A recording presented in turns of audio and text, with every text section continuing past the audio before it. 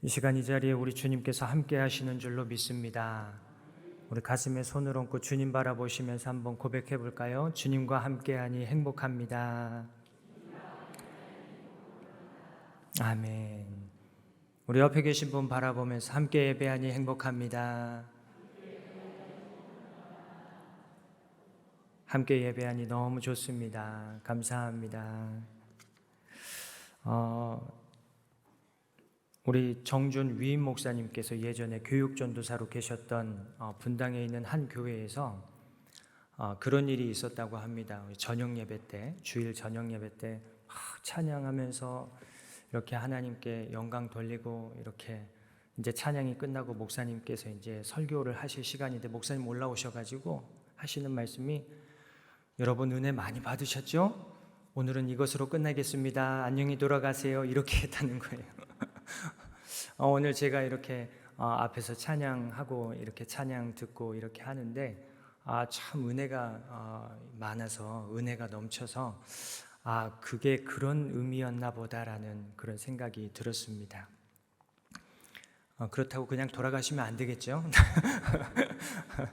네, 오늘 함께 읽은 말씀은 우리 사도 바울의 고백인데요. 사도 바울이 이렇게 고백합니다. 나는 심었고 바울은 심었고 아볼로는 물을 주었으되 오직 자라나게 하시는 분은 하나님뿐이니라. 이렇게 말씀하고 있습니다.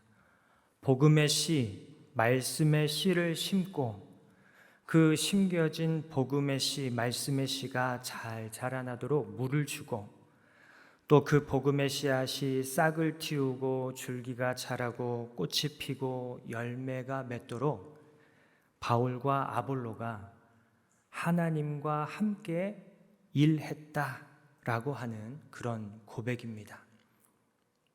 바울은 씨를 심었고 아볼로는 물을 주었고 하나님께서 자라나게 하셨다.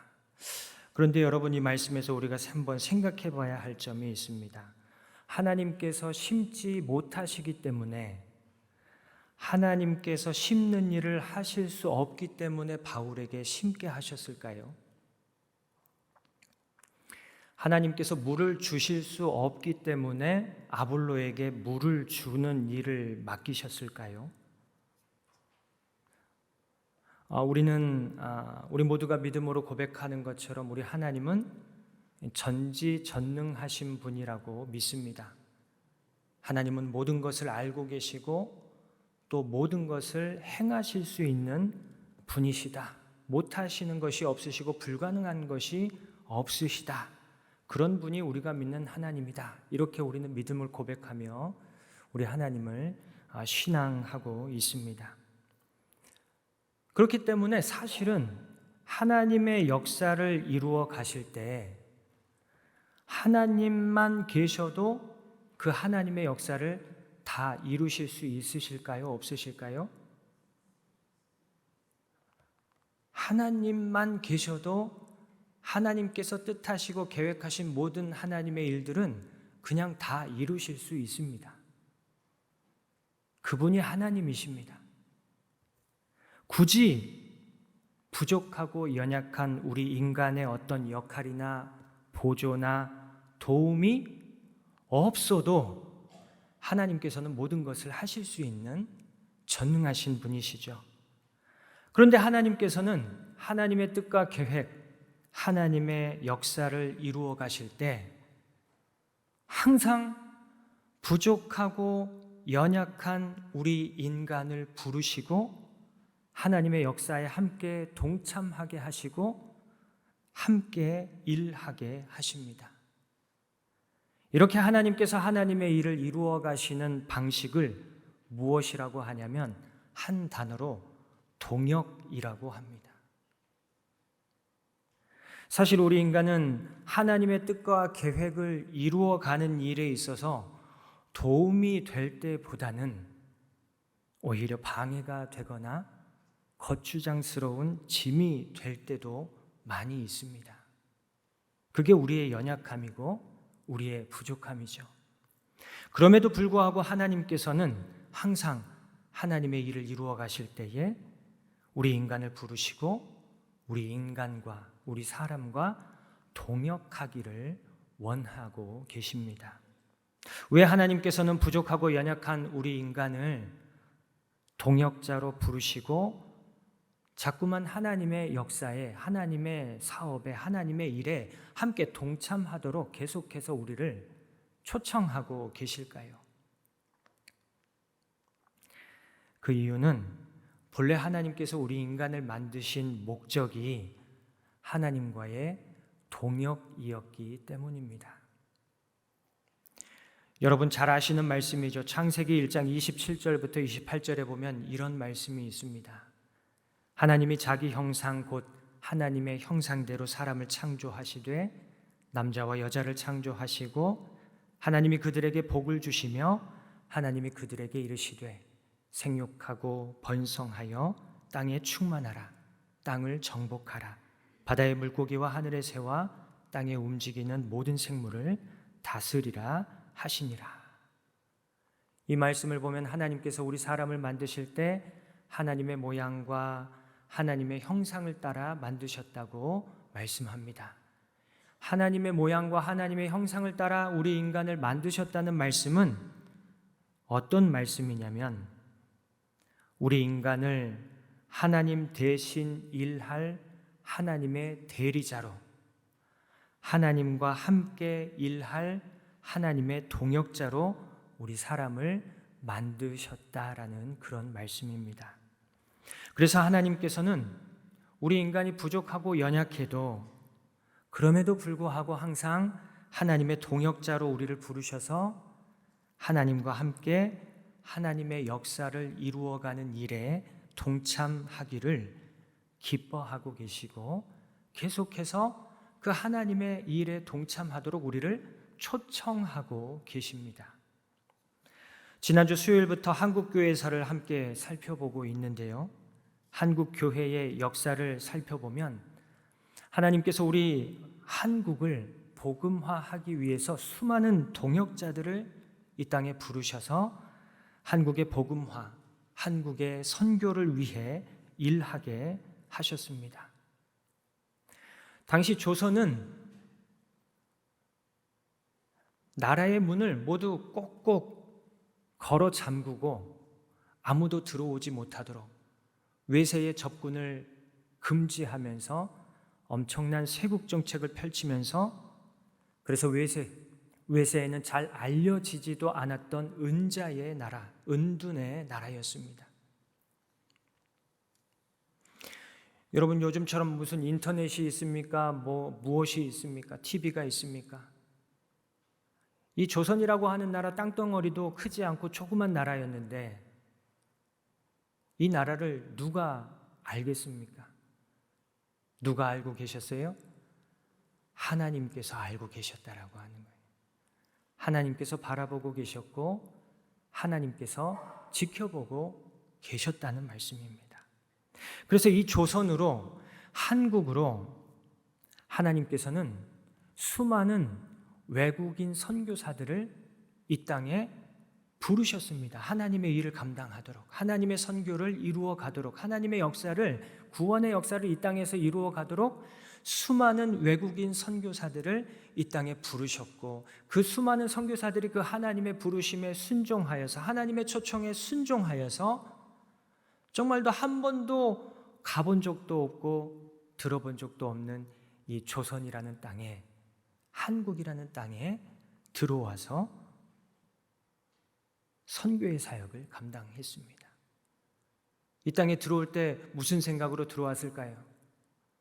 아내가 조선에 가서 정말 잘 먹고 잘 살겠지? 이런 생각을 하면서 들어왔을까요? 결코 그렇지 않습니다. 정말 내일 무슨 일이 일어날지 알 수 없는 정말 미지의 세계를 향해서 나가는, 그렇다면 어떤 결단을 가지고 이 땅에 오겠습니까? 정말 목숨을 걸고 아내가 다시 고향 땅을 밟지 못하리라 라는 그런 생각까지 하면서 이 조선 땅을 밟았을 것 같습니다. 그래서 오늘은 이 땅에서 수고하시고 헌신하시고 희생하신 그 선교사님들에 대해 살펴보면서 함께 은혜를 나누고자 하는데요. 문제가 하나 있습니다. 이 땅에서 수고하신 선교사님들이 너무 많습니다. 그래서 이 짧은 시간에 여러분들과 다 나눌 수가 없습니다. 그래서 오늘 이 시간에는 선교사님들 중에 극히 일부의 선교사님들만 함께 나누고 소개한다는 점을 우리 성도님들께서 양해해 주시고, 내가 아는 선교사님 왜 이야기 안 하지?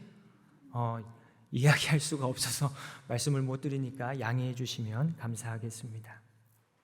미국 교회들이 처음 조선 선교에 대해서 실질적인 고민과 논의를 시작하게 된 계기는 우리 지난주에 우리 이승현 목사님께서 소개해 주신 것처럼 이수정이라고 하는 사람의 편지 한 통 때문이었습니다.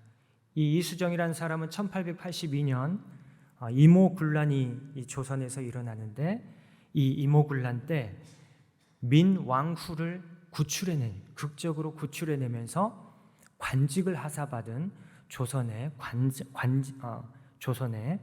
그런 일꾼이었습니다.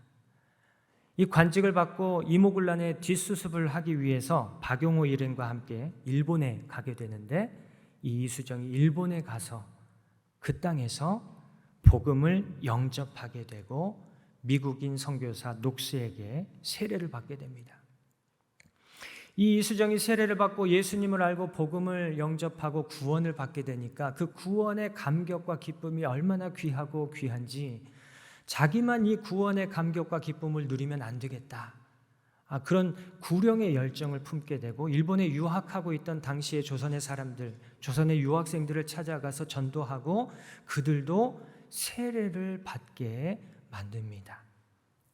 그런데 여기에 그치지 않고 무엇보다도 조선이라고 하는 우리 민족의 복음화를 위해서는 선교사가 우리 조선 땅에 들어오셔야만 한다라고 하는 그런 열정을 가지고 이 이수정이 미국 선교부를 통해 미국 교회에 조선을 위한 선교사를 보내달라는 간청을 편지로 써서 보내게 됩니다.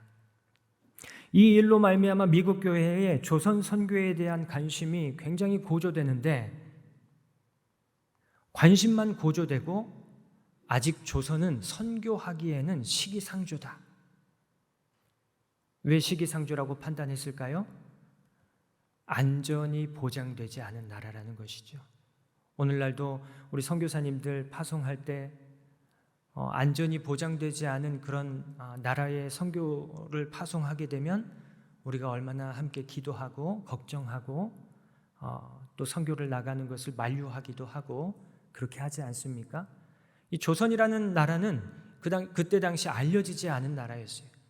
그리고 외국인들에 대한 반감과 적대감을 가지고 있는 그런 나라로 분류가 됐기 때문에 선교사로 파송을 하기에는 아직 시기가 이르다라고 판단할 수밖에 없었습니다.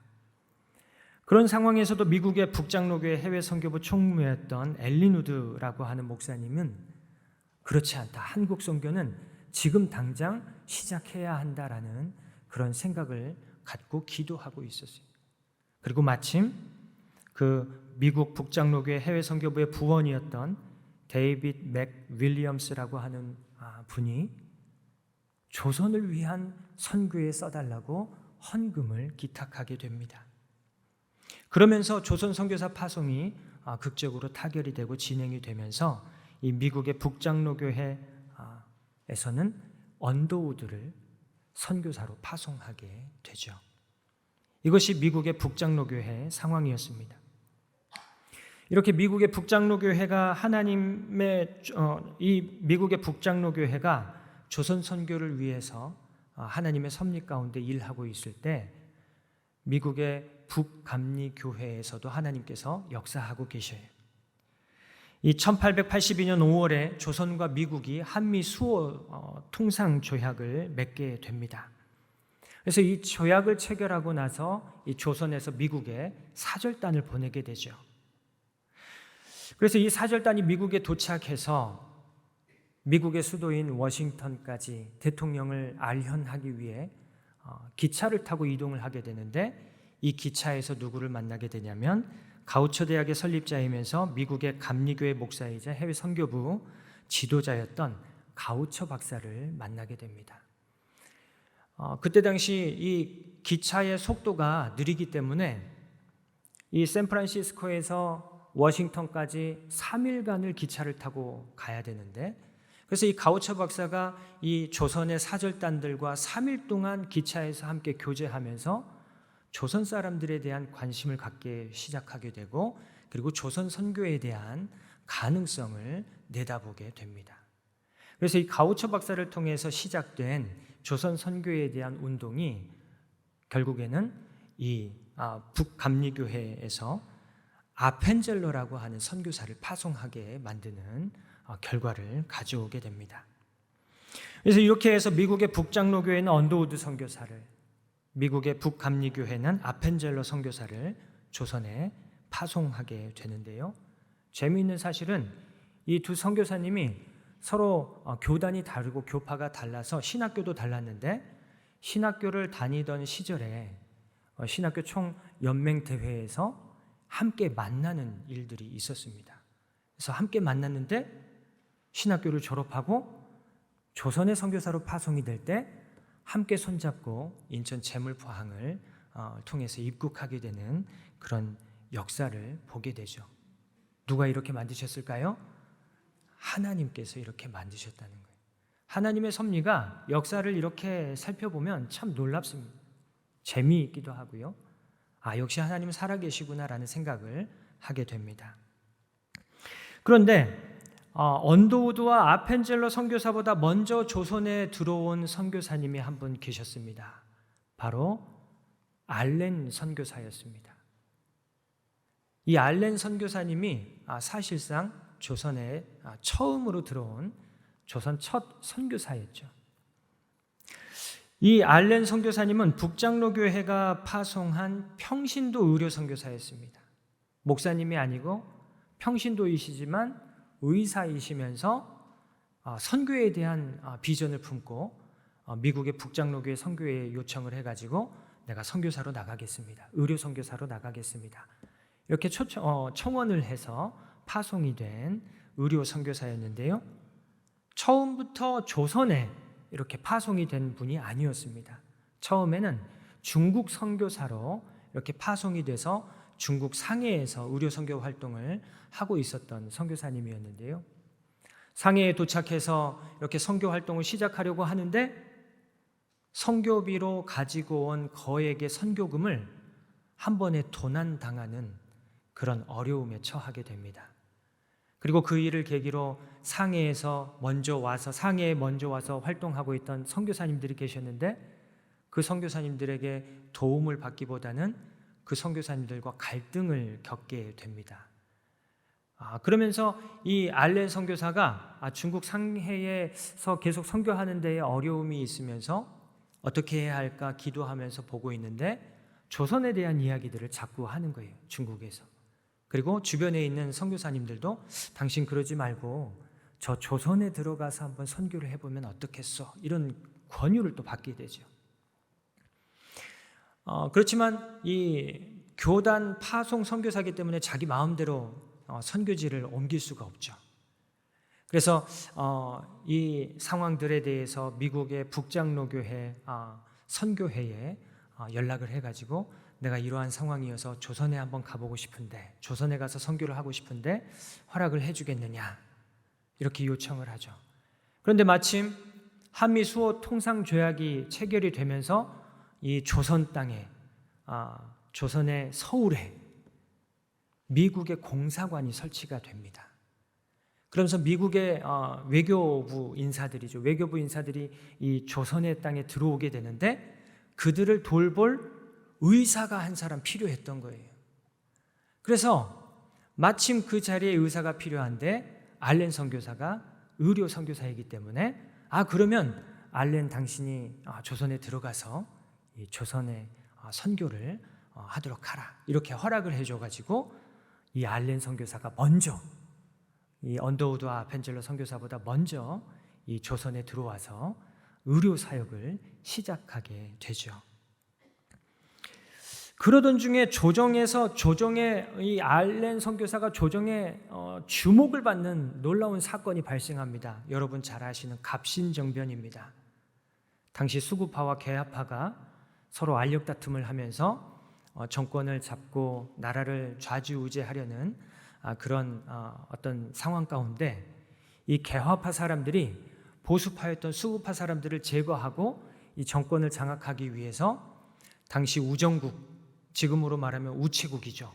우체국 건물을 새로 건축을 하고 그 건축물에 그 우정국의 낙성식, 한마디로 잔치인데요, 낙성식을 하는 날에 수구파 사람들을 제거하도록 하자, 이런 일을 꾸미고는 진행을 하는데, 이때 이 수구파의 지도자격이었던, 그러면서 당시 명성황후의 조카였던 민영익이라고 하는 사람이 이 개화파 사람들의 공격을 받고 목숨이 위태로운 상황에 처하게 됩니다. 이 갑신정변 때 혈관이 다 끊어지고 칼에 맞아가지고 어떻게 손을 댈 수가 없는 거예요. 그때 당시 어의들이 있었지만, 궁중의 의사들이 있었지만 한의학으로는 어떻게 치료하기가 어려운 그런 상황이었어요. 그래서 손 놓고 바라볼 수밖에 없는 그런 상황인데, 그때 마침 이 조정의 사람들이 이 외국인 의사 알렌 선교사에게 연락을 해가지고 급히 빨리 와서 이 사람을 한번 치료해달라, 이렇게 요청을 합니다. 그때 알렌 선교사가 이 민영익을 찾아가고, 그리고 명주실로 끊어진 혈관들을 꿰매면서 극적으로 민영익을 치료하게 되죠. 이 사건을 통해서 그 전에는 외국인에 대한 반감과 적대감을 가지고 있었던 조선 사람들이 이 알렌 선교사를 우러러 보기 시작한 거예요. 조선의 이 한의학으로는 이 손도 대지 못하는데 이 서양의 의술이 정말로 대단하구나. 이 알렌이라고 하는 의사가 정말 대단한 사람이구나.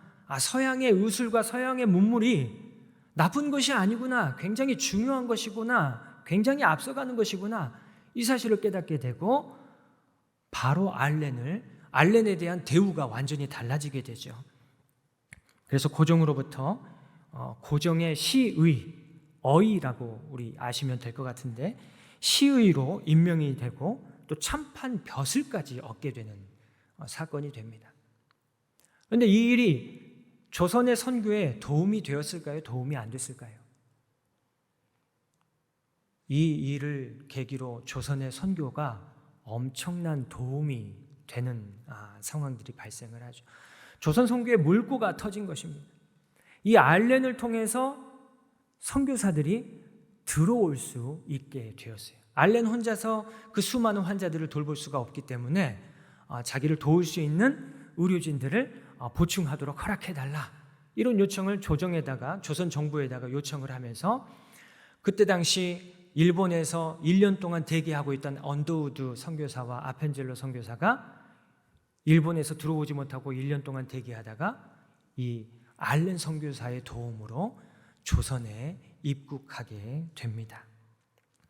이 알렌 선교사는 이 광해원이라는 진료소를 개설하고, 이제 이 광해원이 나중에 죄중원이 되는데, 이 죄중원이 여러분 잘 아시는 신촌에 있는 세브란스 병원의 전신이죠.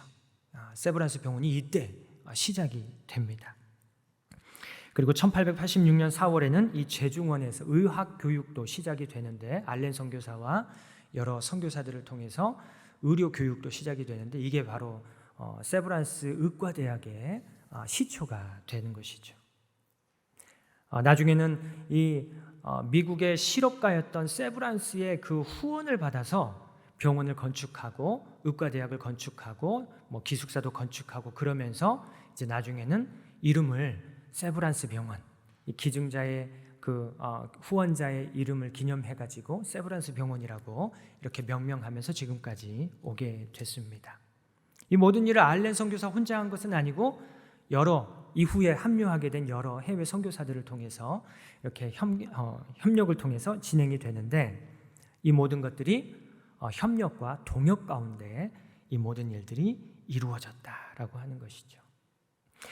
특별히 이 재중원이 참 우리 조선 선교에 아주 중요한 의미가 있는데, 선교의 자유가 없었던 시절 선교사들이 조선에 수월하게 들어올 수 있고 또 합법적으로 활동하며 선교의 기틀을 마련할 수 있는 선교의 전초 기지 역할을 했다는 점에서 알렌 선교사를 먼저 입국하게 하시고 이 재중원을 운영하게 하신 하나님의 섭리를 우리가 한 번 더 볼 수 있게 됩니다. 선교사들의 궁극적인 목적은 조선의 복음화이죠. 조선의 사람들에게 예수님을 전하고 예수님을 영접하게 하고 세례받고, 그래서 교회를 세우고 하나님 나라를 세우는 것이 목적이었습니다.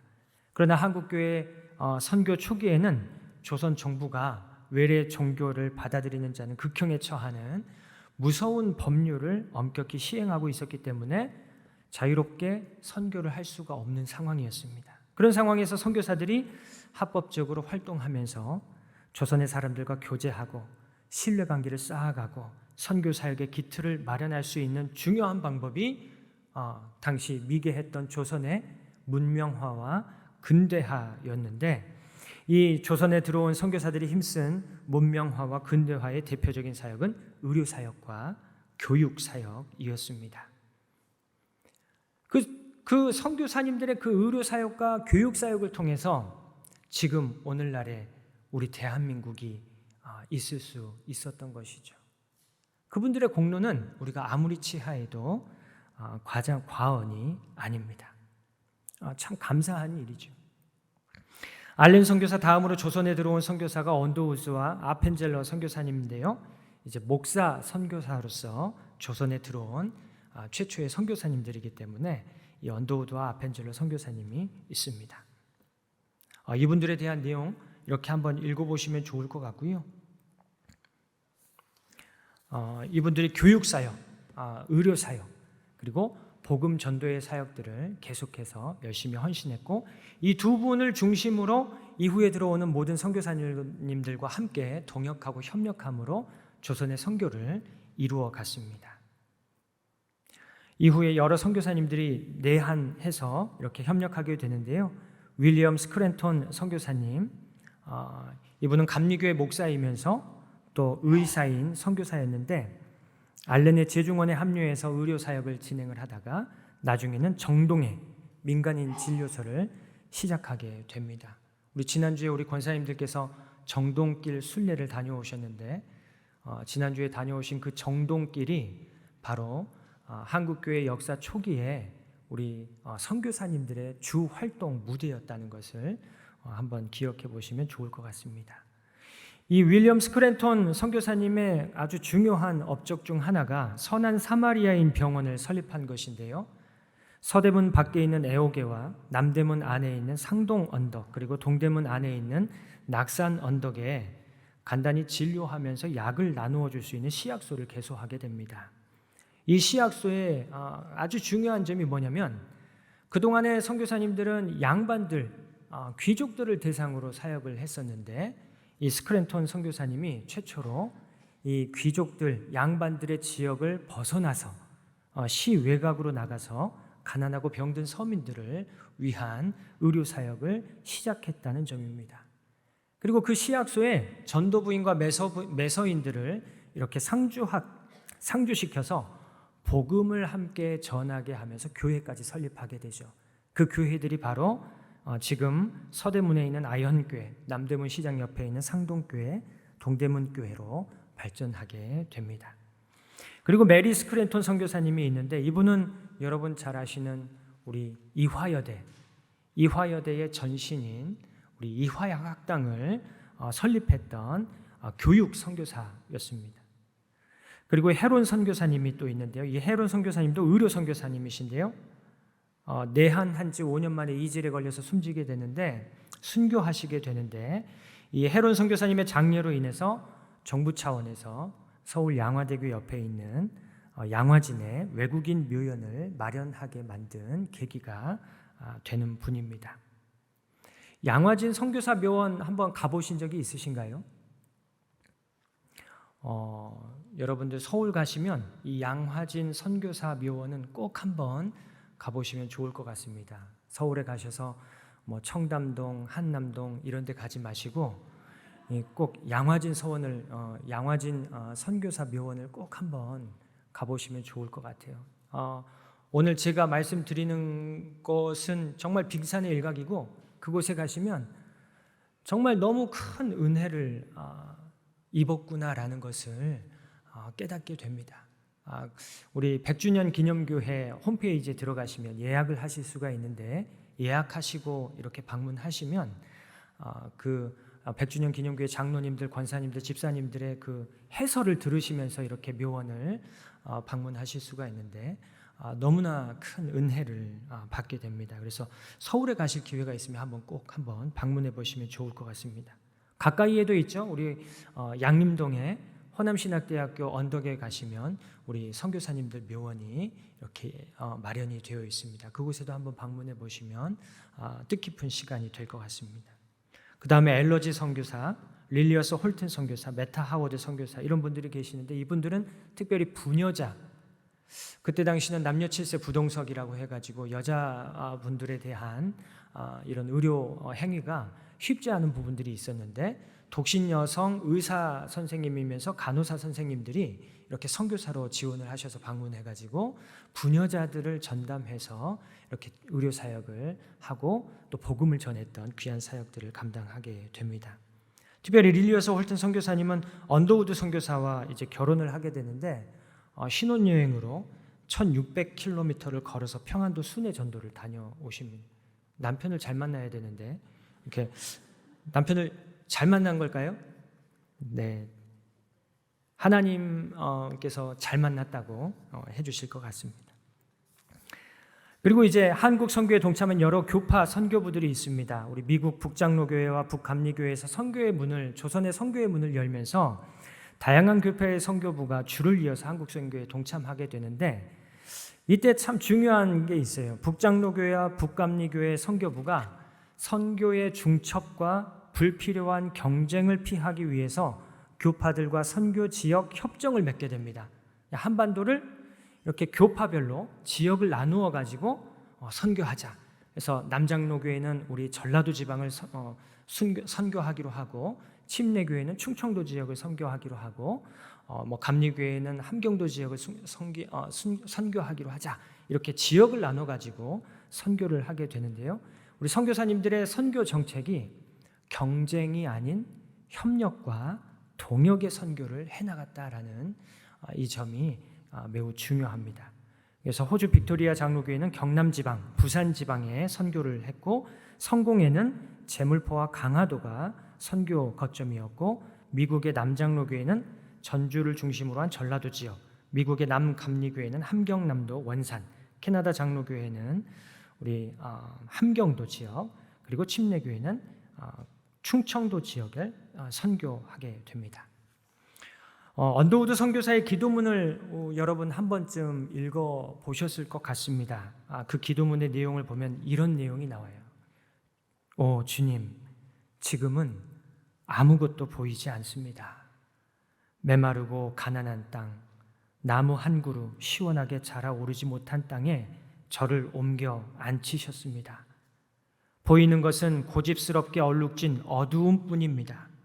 어둠과 가난, 인습에 묶여있는 조선 사람뿐입니다. 언더우드 선교사님이 이 조선 땅에 처음 들어왔을 때 이 땅은 보이는 것이 아무것도 없었다는 거예요. 오직 어두움과 가난과 메마름밖에 없었다고 고백합니다. 오늘날 우리 대한민국은 어떻습니까? 물론 지금도 여러 가지 어려움들이 많이 있죠. 그러나 선교사님들이 처음 이 땅에 들어오셨을 때에 비교하면 지금은 어때요? 너무나 부유하고 잘 사는 나라가 됐고, 세계를 선도하는 그런 정말 손에 꼽는 그런 멋지고 훌륭한 나라가 되어 있지 않습니까? 다른 수많은 나라들에 비해 늦게 출발했음에도 불구하고 이렇게 짧은 시간에 세계적인 나라가 될 수 있었던 이유, 흑암의 땅이었던 이 조선을 사랑하시고 이 조선을 지켜보시고 이 조선을 구원하시기로 작정하셨던 하나님의 사랑과 은혜 때문인 줄로 믿습니다. 또한 동시에 그 하나님의 그 마음을 품고 이 땅에 오셔서 이 땅에서 헌신하시고 희생하시고 수고하신 우리 수많은 선교사님들의 그 헌신과 희생과 순종이 있었기 때문인 줄로 믿습니다. 그래서 우리는 그 하나님의 은혜, 그 선교사님들의 은혜를 잊지 말아야 합니다. 또 한 가지 우리가 기억해야 할 것은 하나님께서 선교사님들처럼 우리들도 하나님 나라를 위한 동역자로 부르셨다는 사실입니다. 우리 자신을 보고 우리 삶의 자리를 보고 이 세상을 바라보면 과연 내가 무엇을 할 수 있을까? 우리 자신이 너무나도 작고 연약해 보이고 부족해 보입니다. 그러나 하나님께서는 우리를 하나님의 동역자로 만드셨고 하나님의 동역자로 부르셨고 이미 하나님의 동역자로 사용하고 계시는 줄로 믿습니다. 중요한 사실이 있어요. 하나님께서 하나님의 역사를 이루어 가시는 방법은 경쟁이 아니라 협력과 동역이라는 사실입니다. 언더우드 선교사님의 기도문 뒷부분이 이렇습니다. 조선의 마음이 보이지 않습니다. 그러나 주님, 순종하겠습니다. 겸손하게 순종할 때 주께서 일을 시작하시고 그 하시는 일을 우리들의 영적인 눈이 볼 수 있는 날이 있을 줄 믿나이다. 너무나 귀한 믿음의 기도인 것 같습니다. 여러분, 아무것도 보이지 않는데 어떻게 순종합니까? 아무것도 보이지 않는데 어떻게 순종할 수 있습니까?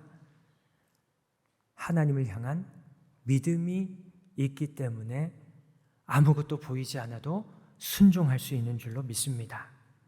한 알의 밀이 땅에 떨어져 썩어지고 사라져버리는 것 같지만 오직 자라나게 하시는 이는 하나님뿐이시라는 그 믿음의 고백이 있기에 겸손하게 순종할 수 있습니다. 오늘 8절과 9절의 말씀입니다. 심는 이와 물 주는 이는 한 가지이나 각각 자기가 일한 대로 자기의 상을 받으리라. 우리는 하나님의 동역자들이요 너희는 하나님의 밭이요 하나님의 집이니라. 아멘. 우리는 하나님의 동역자들인 줄로 믿습니다. 우리 옆에 계신 분 보면서 한번 이야기해 볼까요? 우리는 하나님의 동역자입니다. 우리는 하나님의 동역자입니다. 이 땅에서 수고한 수많은 선교사님들의 그 헌신과 희생과 섬김과 믿음을 본받아 각자의 삶의 자리에서 또 우리 신한교회에서 하나님의 동역자로 겸손히 순종함으로 하나님의 선한 사역에 함께 동참하는 저와 여러분 우리 신한교회가 되기를 주님의 이름으로 간절히 축원합니다. 우리 함께 기도하겠습니다.